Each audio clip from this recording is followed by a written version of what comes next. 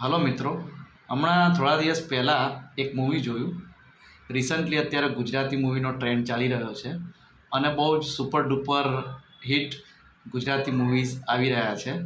તો હમણાં એક મેં મૂવી જોયું. ફિલ્મનું નામ છે ચણિયા ટોળી. પહેલાં મને થોડું અટપટું લાગ્યું કે આ સારું કેવું મૂવી હશે ચણિયા ટોળી, પણ જ્યારે જોયું ને મિત્રો તો ખરેખર માઇન્ડ બ્લોઈંગ મૂવી હતું. હવે એ ફિલ્મમાં અમુક ડાયલોગ ડિલિવરી છે, પણ એ ડાયલોગ જે છે ને એ બહુ જો તમે તમારા જીવનમાં ઉતારો ને તો ખરેખર તમારું જીવન ધન્ય થઈ જાય. એ 3-4 ડાયલોગ છે. ફર્સ્ટ ઓફ ઓલ તો જ્યારે યશ સોની છે એ બહેનોની ટોળી ભેગી કરે છે બેંકમાં ચોરી કરવા માટે. જ્યારે ફર્સ્ટ ડે હોય છે ત્યારે યશ સોની એ બહેનોને ટ્રીક શીખવાડે છે. તો પહેલો દિવસ હોય છે ટ્રેનિંગનો, ત્યારે યશ સોની કહે છે કે તમને ફક્ત માછલીની આંખ દેખાવી જોઈએ. એટલે કે તમે જીવનમાં કંઈ પણ વસ્તુ કરો બરાબર, તો એની પાછળ પૂરેપૂરું તમે ધ્યાન આપો. તમને માછલીની આંખ સિવાય બીજું કશું જ ના દેખાવું જોઈએ. પછી બીજો એક ડાયલોગ છે કે જ્યારે એ લોકો ચોરી કરવાની પૂરેપૂરી તૈયારી હોય છે અને એક ડ્રાઈવર હોય છે છકડાનો, એ બધી બહેનોને ત્યાં બેંક સુધી લઈ જવાનો હોય છે.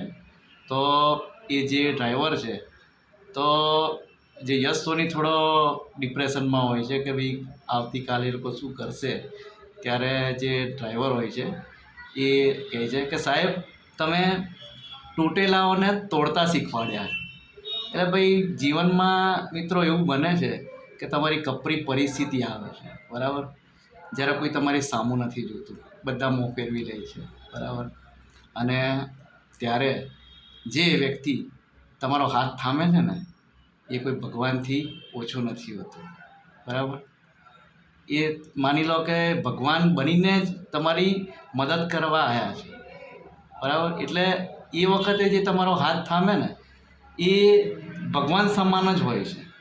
અને ત્રીજું છે કે સવાલમાં જ જવાબ છે. ત્રીજો ડાયલોગ છે કે સવાલમાં જ જવાબ હોય છે. જીવનની આંટાઘૂંટીના જે પ્રશ્નો હોય છે ને એ આંટાઘૂંટીમાં જ છુપાયેલા હોય છે. જ્યારે તમને આંટાઘૂંટી છોડતા આવડી જાય ને ત્યારે તમારું જીવન છે ને એ ધન્ય થઈ જાય છે બરાબર. હવે ઇમ્પોસિબલ જે શબ્દ છે, ઇમ્પોસિબલ, એની અંદર જ પોસિબિલિટી છે. તમે એને જ્યારે છૂટું પાડો ને ઇમ્પોસિબલ ત્યારે લખેલું આવે આઈ એમ પોસિબલ.